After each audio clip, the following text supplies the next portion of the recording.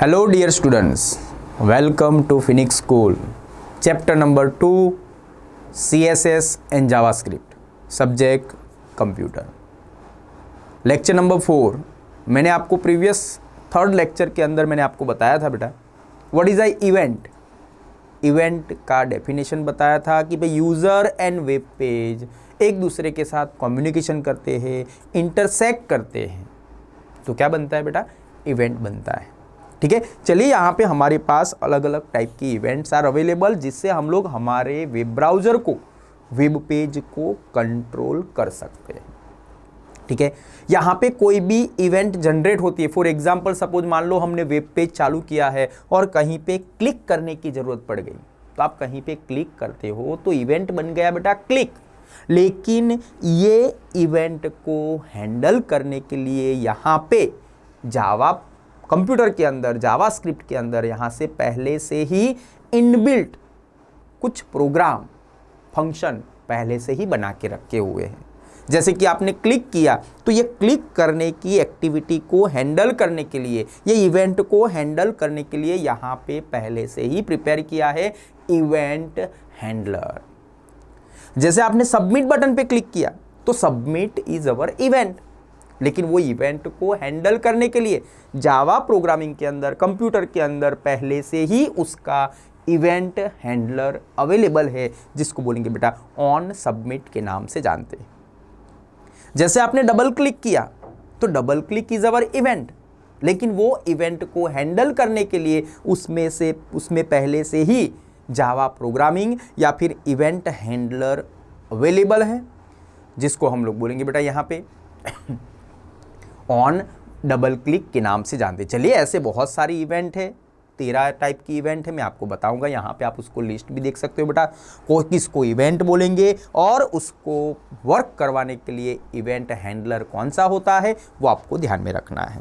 Event handler also known as JavaScript के नाम से जानते हैं।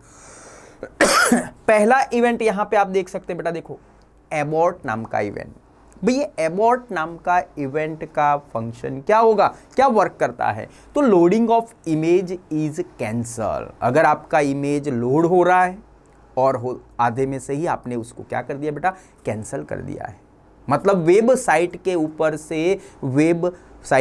से आपके इमेज को कैंसल कर देना है, रिमूव कर देना है, कैंसल कर देना है, तो कौन सी इवेंट होगी बेटा, एबॉर्ट नाम की इवेंट होती है। और ये इवेंट का इवेंट हैंडलर जिसको हम लोग बोलेंगे बेटा ऑन एबॉर्ट के नाम से जानते हैं। भाई याद रखना है, हर इवेंट के आगे ON ऑन वर्ड लिखना है, और वो भी स्मॉल लेटर में, पहली प्रायोरिटी स्मॉल लेटर में। ऑन एबॉर्ट मतलब क्या करेगा बेटा, आपको ये यहाँ पे ये इवेंट हैंडलर बन जाएगा।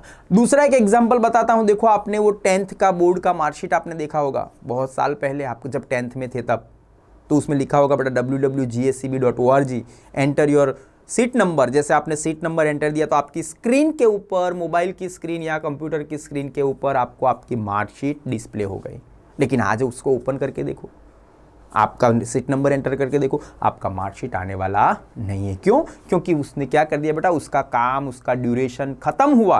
वो ड्यूरेशन होता है, ड्यूरेशन खत्म होता है तो उसके बाद ऑटोमेटिकली कंप्यूटर क्या करेगा बेटा, उसको वहीं से कैंसिल कर देगा, और उसको बोलते हैं बेटा एबॉर्ट के नाम से जानते हैं। जैसे फॉर एग्जांपल हम लोग अमेजोन देखते हैं, अमेजोन के अंदर भी अलग अलग तरीके की हमें यहाँ पे ये डिस्काउंट वाली ऑफर आती है, तो उसका लिमिटेशन ड्यूरेशन होता है कि भाई ये मंडे से संडे तक या 1 तारीख से लेके 7 डेट तक अगर आप उसको परचेस करते हो तो आपको 50% का डिस्काउंट, ऐसा ऑफर होता है। लेकिन उसका एरिया, उसका लिमिटेशन होता है बेटा, उसका ड्यूरेशन होता है। आप 15 दिन के बाद वो ऑफर को यूज़ करना चाहेंगे तो नहीं होगी। उसको क्या दिया बेटा, उसका ड्यूरेशन दिया है। अगर आप 1 से 7 डेज तक आप उसको यूज़ कर सकते हैं, लेकिन उससे ज़्यादा बन जाएगा तो कंप्यूटर उसको ऑटोमेटिकली वो डिस्काउंट को क्या करेगा, वहां से उसको एबॉर्ट कर देता है। एबॉर्ट करना मतलब इमेज को वेब पेज में से कैंसल कर देना, जिसको बोलेंगे बेटा एबॉर्ट के नाम से जानते हैं। भाई क्लियर एबॉर्ट। और एबॉर्ट जब होता है तो उसको हैंडल करने के लिए जो इवेंट हैंडलर या जावास्क्रिप्ट का जो कोड अवेलेबल है उसको बोलेंगे बेटा ऑन एबॉर्ट के नाम से जानते हैं। तो पहला हो गया बेटा हमारा ऑन एबॉर्ट। सेकेंड यहां पे दिया है बेटा ब्लर। ब्लर का मतलब क्या होता है, ये सबसे ज्यादा रेडियो बटन के अंदर यूजफुल होता है और ये सबसे ज्यादा यहाँ पे ऑनलाइन एग्जाम, जब आप ऑनलाइन एग्जाम में होता है, जब आप ऑनलाइन एग्जाम में बैठते हो तो वहां पे ऑनलाइन पेपर के अंदर ये ब्लर नाम का इवेंट बनता है। वहां पे ऑप्शन दिया बेटा, क्वेश्चन ऑप्शन दिया है ABCD और उसके बाजू में सबमिट नाम का बटन दिया होगा। जैसे आपने ABCD में से कोई एक ऑप्शन को सिलेक्ट कर दिया और जैसे आपने सबमिट बटन पे क्लिक कर दिया तो वो रेडियो बटन एक्टिव में से डीएक्टिव बन जाएगा। एक्टिव था लेकिन वो क्या बन जाएगा बेटा, डीएक्टिव बन जाएगा। आप उसमें दूसरा कोई चेंजेस कर सकते नहीं हैं। तो भाई ओनली फॉर रेडियो बटन को एक्टिव में से डीएक्टिव बनाने के लिए जो इवेंट यहाँ पे अवेलेबल है, जिसको बोलेंगे बेटा ब्लर के नाम से जानते हैं। और ब्लर इवेंट का इवेंट हैंडलर ऑन ब्लर के नाम से जानते हैं। तो उसको बोलेंगे बेटा यहाँ पे सेकेंड आ जाएगा भाई ऑन ब्लर। ठीक है, तो ये हो गया हमारा इवेंट हैंडलर। भाई समझ में आया बेटा यहाँ पे ऑन ब्लर। थर्ड हमारे पास दिया है बेटा जिसका नाम है क्लिक। आप देखो माउस से कहीं कहीं पे भी क्लिक करते हो, जब आप क्लिक करते हो तो वो इवेंट को बोलेंगे बेटा क्लिक इवेंट के नाम से जानते हैं। लेकिन ये क्लिक इवेंट को परफॉर्म करने के लिए, फुलफिल करने के लिए यहाँ पे जो ऑप्शन आएगा बेटा, जिसको हम लोग बोलेंगे उसका इवेंट हैंडलर जो है, जिसको बोलेंगे बेटा ऑन क्लिक के नाम से जानते हैं। आप क्लिक करेंगे तो क्लिक इवेंट जनरेट होता है, लेकिन वो इवेंट को हैंडल करने के लिए इवेंट हैंडलर आर अवेलेबल, जिसको बोलेंगे बेटा ऑन क्लिक के नाम से जानते हैं। ऑन क्लिक हमारे पास यहाँ पे आ जाएगा। चलिए भाई, तो हो गया बेटा click. User click on the form of element, किसी भी फॉर्म एलिमेंट पे क्लिक करेगा तो क्लिक इवेंट जनरेट होता है और उसको हैंडल करने के लिए ऑन क्लिक इवेंट हैंडलर आपके पास यहाँ पे देखने को मिलता है। फोर्थ वाला बेटा जिसको हम लोग बोलेंगे चेंज। कई बार फॉर्म के अंदर हम लोग डेटा एंटर करते हैं और वो डेटा के अंदर कुछ गड़बड़ हो गई, गलती हो गई, एरर आ गई, तो आपको क्या करना पड़ेगा बेटा, डेटा को चेंज करने की रिक्वायरमेंट होती है। पहले से आपने कुछ एंटर किया है, आफ्टर सम टाइम्स वो डेटा के अंदर सम मॉडिफिकेशन करते हो तो वो कौन सी इवेंट बनती है बेटा, चेंज नाम की इवेंट जनरेट होती है। और ये चेंज नाम की इवेंट जो आपको परफॉर्म करके देती है उसका इवेंट हैंडलर, जिसको बोलेंगे बेटा ऑन चेंज के नाम से जानते हैं। भाई चेंज इवेंट को हैंडल करने के लिए we are using on change event handler के नाम से जानते हैं। दूसरा है बेटा एरर। एरर भी है नाम का हमारे पास, एरर नाम का भी इवेंट है। देखो कई बार हम लोग लिखेंगे भाई यूजर आईडी और पासवर्ड तो एरर मैसेज आता है, इनवैलिड पासवर्ड।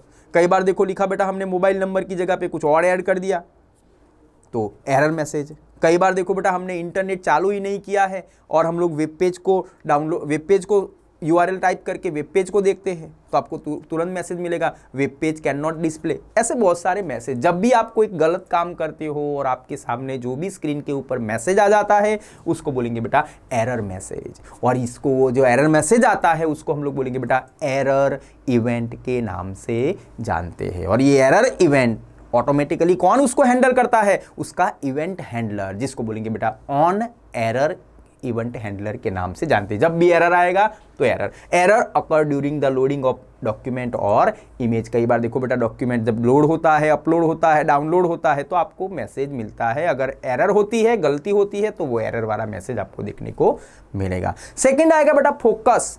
ये फोकस नाम का इवेंट जो है, जब आप बटन पे क्लिक करते हो और बटन में एक ही बटन जिसका नाम है बेटा सबमिट बटन के नाम से जानते हैं। एक ही बटन जिसका नाम है सबमिट बटन। आप सबमिट बटन पे क्लिक करेंगे और मैंने आपको बताया था बेटा फॉर्म के अंदर some required field are available और रिक्वायर्ड फील्ड को आइडेंटिफाई करना है। We are using red star. अगर रेड स्टार वाला फील्ड आपने क्या किया बेटा, एम्प्टी कर दिया है, भूल गए हैं, फिल नहीं किया है, तो कंप्यूटर आपको मैसेज देगा बेटा वो फोकस काम करके देखा है। फोकस आपको देगा कि भाई आपने कहाँ पे गलती की है, वो फोकस करता है। जब सबमिट बटन पे क्लिक करेंगे तभी ये फोकस नाम का इवेंट जनरेट होता है। और ये फोकस का इवेंट हैंडलर, जिसको बोलेंगे बेटा ऑन फोकस, कब क्लिक करेंगे, जब बटन एक्टिव होता है या फिर सबमिट बटन पे क्लिक करते हो तभी ये फोकस क्या होगा बेटा, एक्टिवेट होता है। Element such as an button become active. Button भी होता है, सबमिट बटन भी होता है बेटा, याद रखना है बटन और सबमिट बटन तो एक ही इवेंट बेटा फोकस इवेंट के नाम से जानते हैं, उसका ऑन।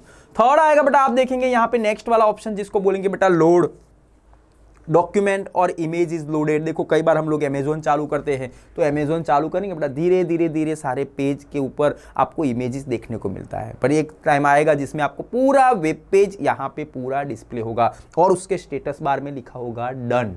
क्या लिखा होगा? डन। उसके स्टेटस बार में लिखा होगा डन। यहाँ पे आपकी स्क्रीन के ऊपर पूरे वेब पेज के इमेज यहाँ पे डिस्प्ले हो चुके हैं, तो आपको यहाँ पे इवेंट मिलेगा जिसको बोलते हैं बेटा लोड के नाम से जानते हैं। और ये लोड इवेंट को हैंडल करता है, जिसका इवेंट हैंडलर जिसको हम लोग बोलेंगे बेटा ऑन लोड के नाम से जानेंगे। देखो कई बार हम लोग क्या करते हैं, हमारे इमेज को अपलोड करते हैं, डाउनलोड करते हैं, तो आपको मैसेज मिलता है अपलोड सक्सेसफुली, डाउनलोड सक्सेसफुली। तो ये जो मैसेज आपको प्रोवाइड करता है लोडिंग का काम कंप्लीट हो गया है, वो आपको इंडिकेट करता है, और वो इंडिकेट करता हुआ मैसेज जिसको बोलेंगे बेटा लोड इवेंट के नाम से जानते हैं। और लोड इवेंट को हैंडल करता है, उसके लिए अलग से जावास्क्रिप्ट कोड दिया है जिसको बोलेंगे बेटा ऑन लोड के नाम से जानते हैं। क्लियर बेटा ऑन लोड? चलिए okay next one. Third second आता है बेटा यहाँ पे माउस आउट।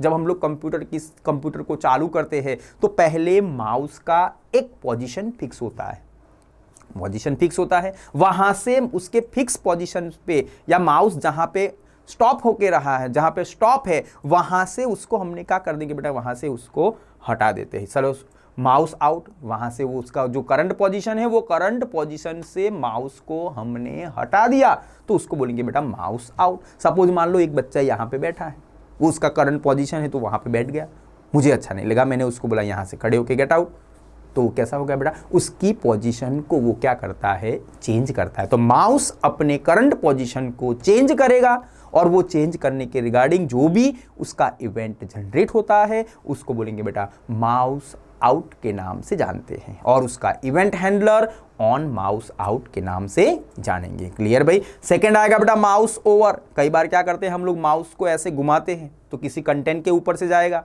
किसी इमेज के ऊपर से जाएगा, किसी बटन के ऊपर से जाता है। तो हमारे स्क्रीन के ऊपर कंटेंट, इमेज, बटन से कुछ भी हो, उसके ऊपर से माउस हम लोग पास करते, तो कौन सा इवेंट बन, माउस ओवर नाम का इवेंट बन जाता है। और उसका इवेंट हैंडलर आपको याद रखना है ऑन माउस ओवर के नाम से जानते हैं। रिसेट आप सब लोग जानते हो बेटा, रिसेट नाम का बटन है। जैसे आपने रिसेट नाम का बटन प्रेस कर दिया कंप्यूटर के अंदर, कौन सी इवेंट जनरेट हो जाएगी, रिसेट रिसेट नाम की इवेंट बन जाती है। और ये रिसेट नाम की इवेंट को जो चलाता है, जो हैंडल करता है, जो जावास्क्रिप्ट कोड है, उसको बोलेंगे बेटा ऑन रिसेट के नाम से जानते हैं।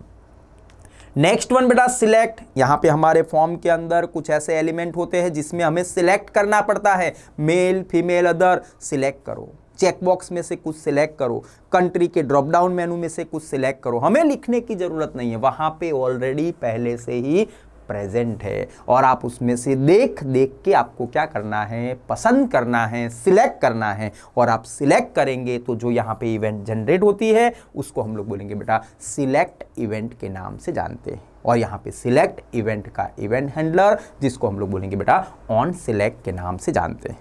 दूसरा है बेटा सबमिट। आप सब लोग जानते हो सबमिट, सबमिट बटन पे क्लिक करेंगे तो सबमिट वाला इवेंट जनरेट होता है, और ये सबमिट इवेंट को हैंडल करने के लिए ऑन सबमिट नाम का event handler are available. Unload, user leave a page. हम लोग देखो यहाँ पे करंट पेज पे वर्क करते हैं और उसको वहीं से छोड़ दिया, बंद कर दिया। अपलोड की प्रोसेस होती है, बीच में से हमने स्टॉप कर दिया। अपलोड या डाउनलोड की प्रोसेस होती है, आधे में से ही उसको हमने रोक दिया। तो भाई जो भी वर्क करंट में हो रहा है और वो करंट पेज के अंदर हमने वो वर्क को क्या कर दिया बेटा, स्टॉप कर दिया है, रोक दिया है, तो वो कौन सी इवेंट बनती है बेटा, अनलोड नाम की इवेंट बनती है। और अनलोड इवेंट का इवेंट हैंडलर जिसको बोलेंगे बेटा ऑन लोड के नाम से जानते। तो ऐसे डिफरेंस टाइप की हमारे पास इवेंट है, और वो इवेंट को चलाने के लिए we are using event handler.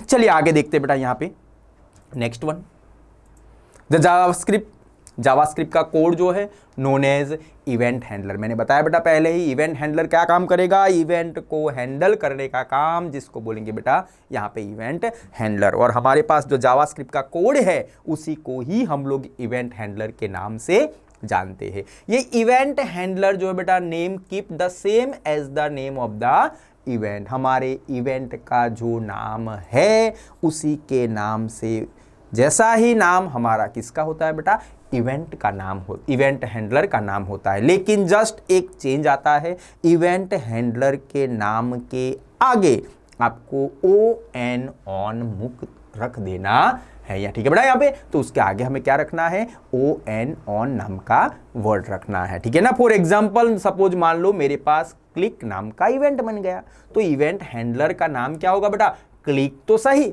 लेकिन उसके आगे हमें क्या ऐड कर देना है, ON ऑन। क्लिक का इवेंट हैंडलर ऑन क्लिक बन जाता है। जैसे सेम हमारे पास सबमिट नाम का बटन दिया है, सबमिट पे क्लिक करेंगे, सबमिट नाम का इवेंट दिया है, तो वो इवेंट का इवेंट हैंडलर क्या हो जाएगा बेटा, ऑन सबमिट, ठीक है ना। उसके नाम के जैसा सेम ही नाम इवेंट का हैंडलर का होता है, लेकिन आपको लगाना बेटा on. The function will return a value either true or false depending on whether the name field has value the null. भाई नल वैल्यू आप सब लोग जानते हो, ठीक है। यहाँ पे क्या होगा बेटा, जो भी फंक्शन वर्क करता है वो फंक्शन को कंप्लीट करने के लिए, स्टॉप करने के लिए, टर्मिनेट करने के लिए लास्ट में हमें क्या लिखना पड़ता है बेटा, रिटर्न लिखना पड़ता है। रिटर्न नहीं लिखेंगे तो आपका कंप्यूटर आपको क्या करेगा बेटा, यहाँ पे एरर मैसेज देता है। दो ही टाइप का वैल्यू आएगा बेटा, या तो ट्रू या तो फॉल्स, दो ही टाइप का वैल्यू रहेगा। यहाँ पे जो भी फील्ड का नाम रहेगा बेटा उसके अंदर जो वैल्यू रहती है वो वैल्यू कैसी रहेगी, या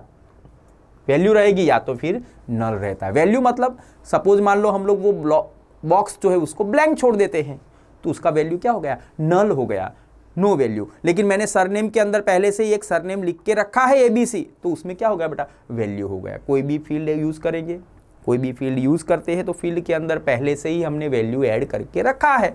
या फिर कई बार ऐसा होगा बेटा कि हम लोग वैल्यू ऐड करते नहीं है। फॉर एग्जाम्पल देखो मेरे पास ये फील्ड है, A नाम का फील्ड है, मैंने उसके अंदर पहले से ही 10 नाम की वैल्यू को स्टोर करके रखा है, तो ये वैल्यू है। लेकिन मैंने ओनली फॉर A नाम का वेरिएबल ही बना के रखा है, उसमें वैल्यू स्टोर नहीं की है, तो कंप्यूटर बाय डिफॉल्ट क्या स्टोर करता है बेटा, नल वैल्यू, या फिर उसको बोलेंगे बेटा नो वैल्यू, उसके अंदर कोई भी टाइप का वैल्यू अवेलेबल नहीं है, ऐसा यहाँ पे बताया जाता है, ठीक है बेटा। तो दिस इज अवर यहाँ पे फंक्शन की बात मैंने आपको बता दी। नेक्स्ट टॉपिक हमारा है बेटा वेरिएबल। वेरिएबल का तो आप सब लोग अच्छी तरह नाम जानते हो कि कंप्यूटर के अंदर किसी भी टाइप का डेटा स्टोर करवाना है तो हम लोग क्या यूज करेंगे बेटा, वेरिएबल का यूज करेंगे। अगर वेरिएबल का यूज नहीं करते हैं तो कंप्यूटर वो डेटा को स्टोर करेगा नहीं। चलिए यहाँ पे देखेंगे बेटा, वैलिडेट फंक्शन वाला हमने जो यूज किया था उसमें एक स्टेटमेंट है, और एग्जाम के अंदर बार बार आता है, आपको याद रखना है बेटा। देखो आपको रखना है, कोई भी वेरिएबल बनाना है तो उसके लिए हमें उसका कीवर्ड यूज करना है बेटा, VAR, वार। वार नाम का कीवर्ड है जिसका यूज करके हम लोग वेरिएबल को बना सकते हैं। यहां पे लिखा बेटा x is equal to document dot JS1 dot name dot value. यहां पे लिखा बेटा x is our variable, x जो है उसको क्या बोलेंगे बेटा, वेरिएबल, जिसके अंदर ये सारी इंफॉर्मेशन क्या हो जाएगी, स्टोर हो जाती है। कौन सी इंफॉर्मेशन स्टोर होती है मैं भी आपको बताऊंगा बेटा। x var is our keyword, जो वेरिएबल को बनाने के लिए यूज किया हुआ कीवर्ड जिसको बोलेंगे बेटा VAR। x is our variable name, वो हमारा वेरिएबल का नाम कौन सा है भाई, x। ये इक्वल टू जो है वो इक्वल टू नहीं है। जावास्क्रिप्ट, जावा लैंग्वेज के अंदर सिंगल इक्वल टू को इक्वल टू नहीं बोलते हैं। यहाँ पे सिंगल इक्वल टू को बोलेंगे बेटा असाइनमेंट ऑपरेटर। यहाँ पे देखो, देखते ना, ये इज इक्वल टू 10, तो ये इक्वल टू नहीं है, ये 10 वैल्यू को ए वेरिएबल के अंदर उसको स्टोर करता है, उसको असाइन करता है, तो उसको बोलेंगे बेटा असाइनमेंट ऑपरेटर। याद रखना है कंप्यूटर के अंदर single equal two is our assignment operator, लेकिन दो बार इक्वल टू को हम लोग बोलेंगे बेटा इक्वल टू बोल सकते हैं। चलिए वो तो बाद में हम आपको बताएंगे, ये आपको समझ में आया बेटा, इक्वल टू को बोलेंगे असाइनमेंट ऑपरेटर। मैंने आगे आपको बताया था ये डॉक्यूमेंट को क्या बोलेंगे, document is our object. Document क्या है हमारा, ऑब्जेक्ट। एक दूसरा मेथड था राइट नाम का मेथड, यहाँ पे लिखा बेटा डॉक्यूमेंट इज अवर ऑब्जेक्ट। यहाँ पे लिखा है JS1। JS1 का मतलब होता है जावास्क्रिप्ट का फॉर्म का नाम। फॉर्म का नाम, JS1 this is our form name.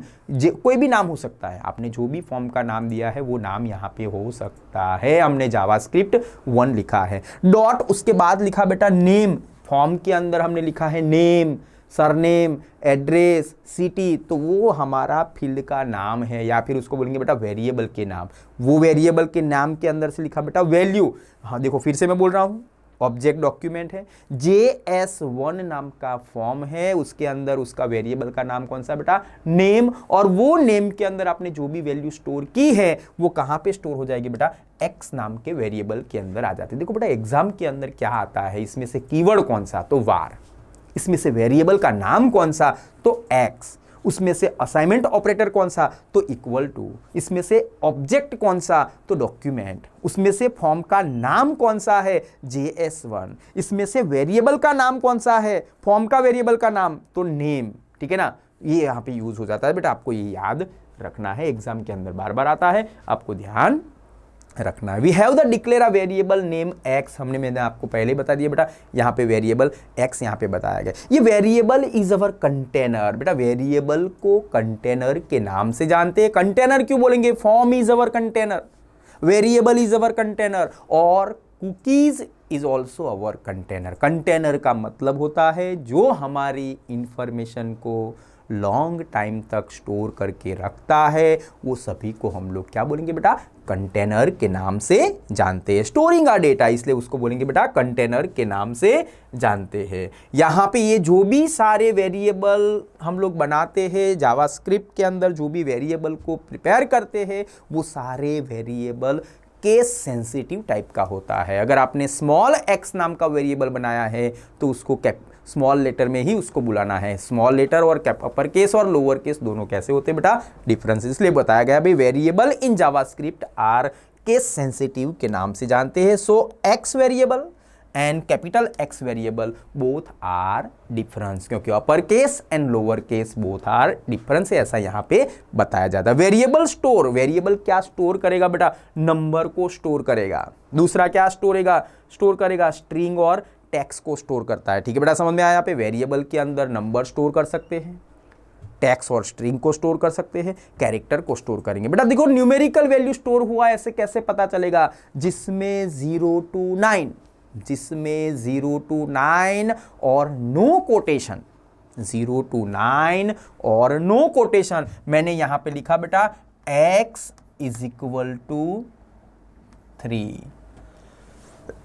तो यहां पे x is equal to 3, x is our variable, assignment operator, और ये 3 हमारी वैल्यू है। लेकिन कौन से टाइप का वैल्यू है, न्यूमेरिकल टाइप का है। क्यों, क्योंकि 0 to 9 है, 0 to 9 में आता है, और उसको हमने कोटेशन अप्लाई किया नहीं है, तो this is our numerical value. चलिए यही वैल्यू लिखा है, लेकिन वो numerical value transfer into character. Character value कब बोलेंगे, जो भी इंफॉर्मेशन सिंगल होगा, ऑल सिंगल होगा, लेकिन उसको कवर किया होगा बेटा सिंगल कोटेशन के अंदर। यही लिखा बेटा x इज इक्वल टू 3, लेकिन मैंने यहां पे मेंशन किया है single quotation, x is equal to single quotation 3। तो आप तो ऐसा ही सोचेंगे सर ये तो न्यूमेरिकल वैल्यू, बेटा ये न्यूमेरिकल वैल्यू थी जब कोटेशन नहीं था तब, लेकिन आपने सिंगल कोटेशन बना दिया, मतलब वो बन गया कैरेक्टर बन गया। भाई समझ में आ रहा है बेटा, सिंगल कोटेशन करेंगे तो नोन एज कैरेक्टर। अगर वही सिंगल कोटेशन के अंदर मैंने क्या कर दिया बेटा, ऐसा डबल कोटेशन कर दिया,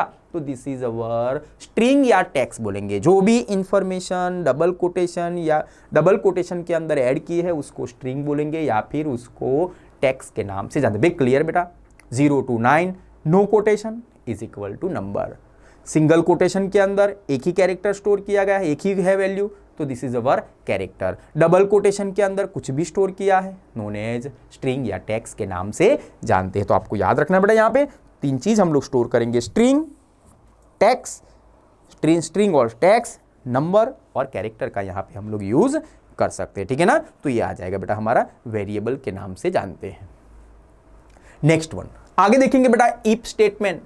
मैंने आपको पहले भी बताया था बेटा, आगे के चैप्टर में मैंने बताया था if statement, you must be familiar with the conditional statement if. हम लोग यहाँ पे सब लोग बहुत अच्छी तरह जानते हैं कि भाई हमारे पास कंप्यूटर के अंदर कंडीशन को चेक करने के लिए कंडीशनल स्टेटमेंट एक ही है जिसका नाम है बेटा इफ।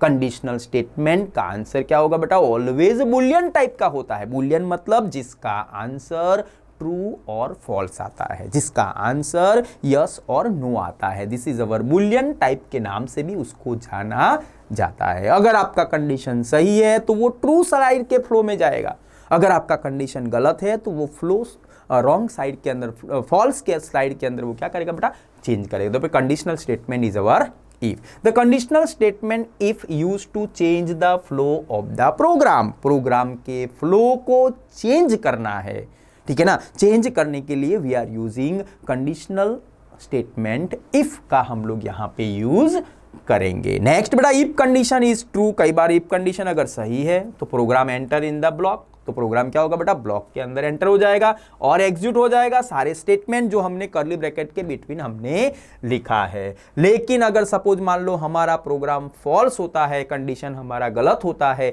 तो वहीं से ही वो स्टेटमेंट ब्लॉक के अंदर जाएगा नहीं, वहीं से ही वो प्रोग्राम क्या होता है बेटा, एग्जीक्यूट हो जाता है, बाहर निकल जाता है, ठीक है ना। अगर आपकी कंडीशन ट्रू है तो ट्रू होगी तो ब्लॉक के सारे स्टेटमेंट क्या होंगे बेटा, 1 by 1 यहाँ पे जनरेट होते हैं। We have the use to if statement to check whether the variable x having null value और नॉट, ठीक है बेटा। कई बार हमें वैल्यू ट्रू है या फॉल्स है, ये वेरिएबल के अंदर ये वैल्यू है कि नहीं, वो सब चेक करने के लिए हम लोग यहाँ पे यूज करेंगे बेटा, इफ स्टेटमेंट का यूज करेंगे। If the variable x have will null value that the statement inside the block will be executed. आपको ये बताना है कि भाई एक्स के अंदर वैल्यू है या नल वैल्यू है, उसके लिए आपको प्रोग्राम बनाना पड़ेगा। अगर प्रोग्राम के अंदर आपका कंडीशन सही होगा तो वो ब्लॉक के डेटा को क्या करेगा बेटा, रीड करके आपको आउटपुट प्रोवाइड करता है। बस हमें याद रखना है बेटा, इफ कंडीशन स्टेटमेंट वो फ्लो को चेंज कर देता है, ठीक है ना। वही चीज आपको याद रखना है, उसको हम लोग कंडीशनल ऑपरेटर, कंडीशनल स्टेटमेंट के नाम से जानते हैं, जिसका आंसर दो ही होगा, ट्रू और फॉल्स होता है। चलिए आगे देखते हैं यहाँ पे नेक्स्ट वन। दूसरा एक होगा बेटा यहाँ पे डॉक्यूमेंट ऑब्जेक्ट मॉडल, जिसको बॉम डॉक्यूमेंट ऑब्जेक्ट मॉडल की बात करेंगे। यहाँ पे देखो, डॉक्यूमेंट इज अवर ऑब्जेक्ट, मैंने आपको बताया बेटा यहाँ पे फॉर्म 1 इज अवर फॉर्म का नाम और उसके अंदर नेम और वैल्यू, जिसको बोलेंगे बेटा डॉक्यूमेंट ऑब्जेक्ट मॉडल के नाम से जानते हैं। यहाँ पे दूसरा एक टॉपिक है बेटा जिसको हम लोग बोलेंगे बॉम के नाम से जानते हैं। बॉम का पूरा नाम होता है ब्राउजर ऑब्जेक्ट मॉडल। ये ब्राउजर ऑब्जेक्ट मॉडल क्या करेगा बेटा, to control the web browser. Web browser को कंट्रोल करने के लिए वेब ब्राउजर के विंडो को कंट्रोल करना है एंड द वेब पेजेस का यूजेस करना है। वेब पेज को अलग अलग पार्ट के अंदर डिवाइड करना है, तो हम लोग यहाँ पे वेब पेज का यूज करना है, तो we are using BOM browser object model. Once again repeat, यहाँ पे बॉम का काम क्या है बेटा, BOM to control the web browser of windows और द वेब पेजेस, जिसका यूज करके हम लोग यहाँ पे ये बॉम क्रिएट करेंगे। चलिए नेक्स्ट बेटा देखते हैं, ऑल ब्राउजर आर स्प्लिट। सारे वेब ब्राउजर आप देखेंगे बेटा, वेब ब्राउजर को अलग अलग पार्ट के अंदर, अलग अलग ऑब्जेक्ट के अंदर उसको सेपरेट किया है, डिवाइड कर दिया है। देखो आप अमेज़न देखेंगे ना तो उसमें अलग अलग पार्ट मिलता है, एक पिक्चर आएगा, दूसरा पिक्चर आएगा, उसके 2 पार्ट आएंगे, ठीक है ना। तो all browser are split into different parts और object that can be access using JavaScript. यहाँ पे जावा स्क्रिप्ट का यूज करके हम क्या करेंगे बेटा, सारे वेब ब्राउजर की एक स्क्रीन को अलग अलग पार्ट के अंदर उसको स्प्लिट कर देते हैं, डिवाइड कर देते हैं। और ये जो डिवाइड करने का प्रोसेस करना है तो उसके लिए हम क्या यूज करेंगे बेटा, जावास्क्रिप्ट का यूज करते हैं। और ये जावास्क्रिप्ट का जो यूज करके जो प्रोसेस बनता है उसको बोलेंगे बेटा बॉम के नाम से जानते हैं। चलिए यहाँ पे देखेंगे बेटा बॉम का क्या फंक्शन होगा। देखो ऐसा एक स्ट्रक्चर दिया गया है, ये स्ट्रक्चर को ऑलवेज हमारा वेब पेज जो होता है ना बेटा, वेबसाइट जो होता है वो हायरार्किकल स्ट्रक्चर में डिपेंड करता है। हायरार्किकल स्ट्रक्चर से ही ये आगे काम करता है, हायरार्किकल स्ट्रक्चर से ही डेवलप किया जाता है। Hierarchical structure known as tree structure, hierarchical structure known as nested structure, और हमारी लैंग्वेज में बात करेंगे तो भाई हायरार्किकल स्ट्रक्चर नोन एज डब्बे में डब्बा। एक बड़ा डब्बा होगा, उसको ओपन करेंगे तो उसमें से छोटा डब्बा निकलेगा, और उसमें से डब्बा ओपन करेंगे तो दूसरा डब्बा निकला। तो एक डब्बे के अंदर दूसरा डब्बा, दूसरे डब्बे के अंदर थर्ड डब्बा, ऐसा structure known as hierarchical structure, tree structure, nested structure. हमारी लैंग्वेज में डब्बे में डब्बा। ऑल वेबसाइट आप देखो बेटा, अमेजोन को चालू करेंगे तो एक डब्बा, जैसे आप कोई लिंक पे क्लिक करेंगे तो उसके अंदर दूसरा डब्बा, उसके अंदर क्लिक करेंगे तो उसके अंदर थर्ड डब्बा, एक पेज के अंदर दूसरा पेज, दूसरे पेज के अंदर थर्ड पेज, ऐसा जो स्ट्रक्चर दिया गया है this is our hierarchical structure के नाम से जानते हैं। क्लियर बेटा? हायरार्किकल स्ट्रक्चर, सारी वेबसाइट यही स्ट्रक्चर से बनाया जाता है और उसको बॉम्ब के नाम से जानेंगे। देखो बेटा, सबसे यहाँ पे हायरार्किकल स्ट्रक्चर के अंदर दो ही पार्ट होते हैं। पहला पार्ट विंडोज और दूसरा एक पार्ट है बेटा जिसको हम लोग बोलेंगे डॉक्यूमेंट के नाम से जानते हैं। आप देख सकते हो बेटा, देखो यहाँ पे सबसे ऊपर विंडोज है, सबसे ऊपर विंडोज है, और जो सबसे ऊपर होता है उसको ग्लोबल बोला जाता है, कंट्रोलर बोला जाता है, जो सारे विंडोज को, सारे वेब पेज को, सारे वेब ब्राउजर के विंडोज को क्या करता है बेटा? कंट्रोल करता है। क्यों? क्योंकि वो सबसे ऊपर है। ठीक है ना भाई, समझ में आया? यहाँ पे इस कंट्रोलिंग का काम हमारा विंडोज है। आप देख सकते हो बेटा, देखो डॉक्यूमेंट नाम का ऑप्शन, डॉक्यूमेंट नाम के ऑप्शन के अंदर देखो लिंक स्टोर होता है।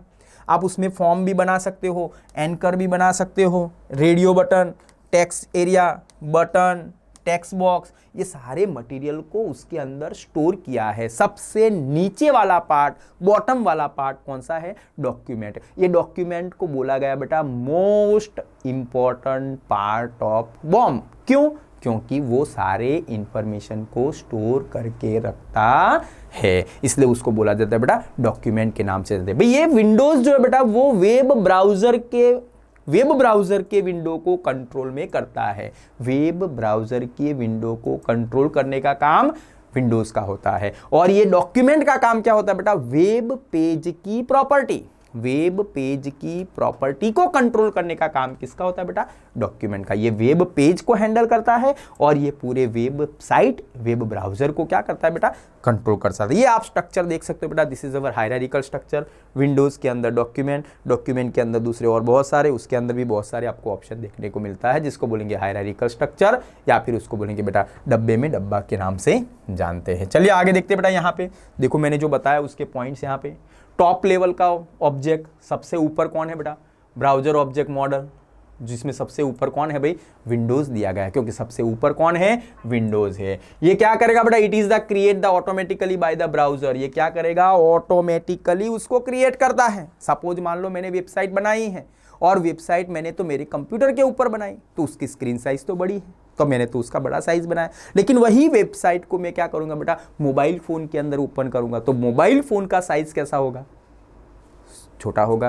तो ठीक है ना बेटा? तो वो क्या करेगा? जैसे आपने वो वेबसाइट को मोबाइल फोन के अंदर ओपन की है तो ऑटोमेटिकली उसकी स्क्रीन साइज, उसकी विंडोज की साइज जो है वो ऑटोमेटिकली उसको क्या करता है? एडजस्ट करता है। अगर बड़ी स्क्रीन में आप ओपन करते हो तो उसको ऑटोमेटिकली, छोटी स्क्रीन के अंदर आप ओपन करते हो तो उसको ऑटोमेटिकली एडजस्ट करने का काम जो करता है उसको विंडोज के नाम से जानते हैं। The window object is a global object. Global सबसे ऊपर, इसलिए उसको बोला गया बेटा ग्लोबल के नाम से जानते हैं। As the content all the other object of the browser object model with it. क्यों उसको ग्लोबल बताया गया बेटा? क्योंकि विंडोज ऑब्जेक्ट के बाद तुरंत आपको क्या मिलेगा बेटा? बहुत सारे ऑब्जेक्ट उसके अंडर में मिलते हैं, इसलिए उसको बोला गया बेटा ग्लोबल के नाम से जानते हैं। Window object content the document object. Window content के अंदर, विंडोज कंटेंट के अंदर आपको कौन सा ऑब्जेक्ट मिलता है बेटा? डॉक्यूमेंट ऑब्जेक्ट मिलेगा। The document object is the most important object. मैंने आपको बताया मोस्ट इंपॉर्टेंट। क्यों most important?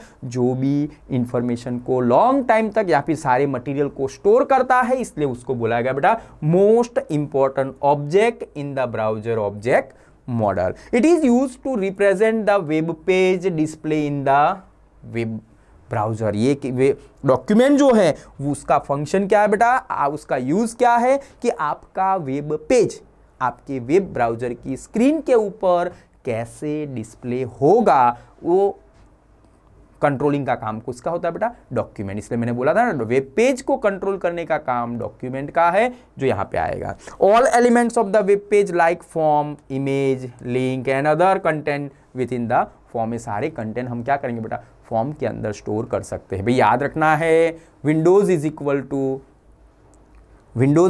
To method and property. किसकी method and property? Browser windows की। ठीक है ना? ब्राउजर को ब्राउज़र को कंट्रोल करने का काम किसका है बेटा? विंडोज़ का है। वेब पेज की प्रॉपर्टी एंड मेथड को कंट्रोल कौन करता है? डॉक्यूमेंट, ठीक है ना? तो ये आपको याद रखना है। नेक्स्ट मैंने आपको बताया था बेटा the focus method. Focus method का काम क्या होगा? It is use apply focus on the particular element on the form. आपने जहां पे फॉर्म के कोई एलिमेंट के अंदर गलती की है तो वो एरर क्या करेगा बेटा? आपको फोकस करके बताता है। After the user get the alert message calling the focus method, अगर आपने गलती की है तो आपको मैसेज मिलेगा इनवैलिड पासवर्ड, और उसके बाद आप ओके बटन पे क्लिक करेंगे तो वो फोकस मेथड आपको क्या करेगा बेटा? आपका कर्सर वहां पे उसको ट्रांसफर करके लेके जाता है। The cursor will be place inside the element and element will be highlight, और आपका एलिमेंट भी क्या होगा? हाईलाइट हो जाता है। पूरे फॉर्म के अंदर आपने जो भी डेटा स्टोर किया है उसमें कुछ गलत है तो कंप्यूटर आपको मैसेज देगा, मोबाइल नंबर गलत किया है, फिर बाद में आपका कर्सर वहीं पे ट्रांसफर हो जाएगा और उतने एरिया को वो क्या करेगा बेटा? हाईलाइट करने का काम, जिसको बोलेंगे फोकस के नाम से जानते हैं। चलिए नेक्स्ट वन देखेंगे बेटा। यहाँ पे एक प्रोग्राम दिया गया है, ठीक है। ये प्रोग्राम का नाम यहाँ पे आप देखेंगे बेटा, देखो स्क्रिप्ट नाम का प्रोग्राम, ये आप देख सकते हो स्क्रिप्ट। फंक्शन मैंने बनाया बेटा, फंक्शन का नाम दिया वैलिडेट नाम का फंक्शन। ऑल इन्फॉर्मेशन को हम लोग किस में स्टोर करेंगे? कर्ली ब्रैकेट के अंदर। Var variable name is equal to document dot frm1 dot t1 dot value, ऐसा कुछ लिखा है, ठीक है। वार कीवर्ड है, नेम नाम का वेरिएबल है, ऑब्जेक्ट फॉर्म का नाम, t1 नाम का वेरिएबल का नाम है, उसमें से वैल्यू आ जाएगी।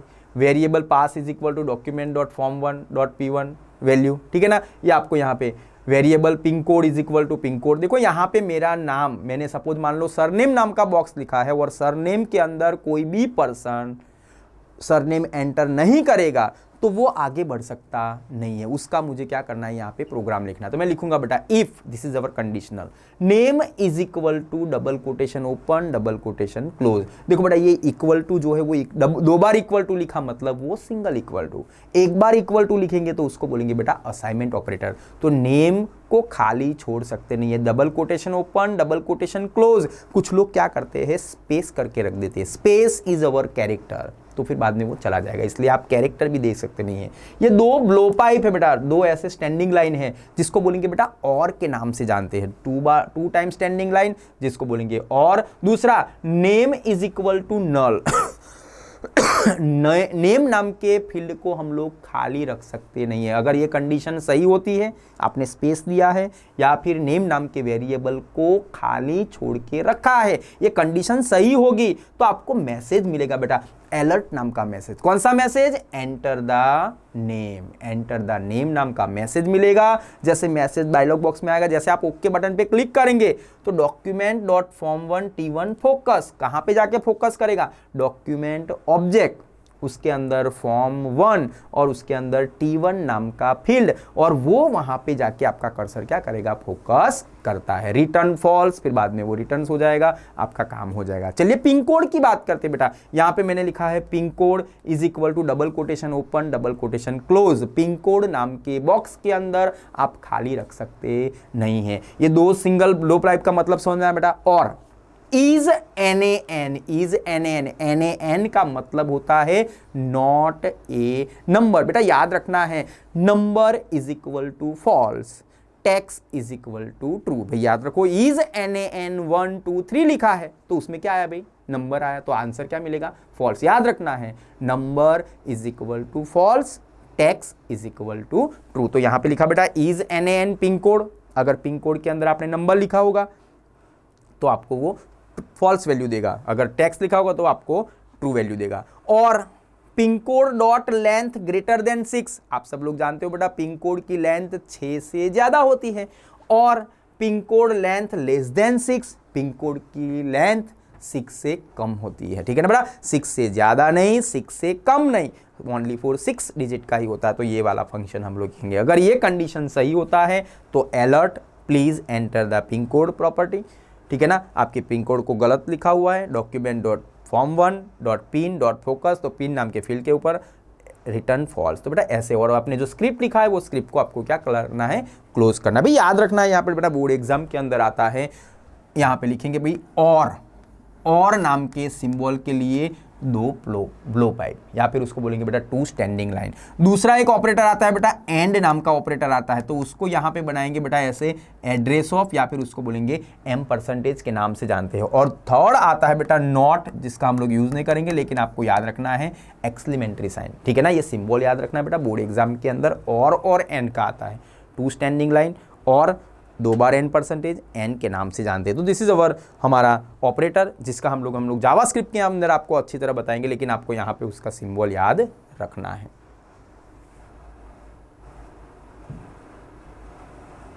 ओके, तो यहाँ पे हमारा ये चैप्टर खत्म होता है, ठीक है। इज एन एन फंक्शन को आपको शॉर्ट में याद रखना है।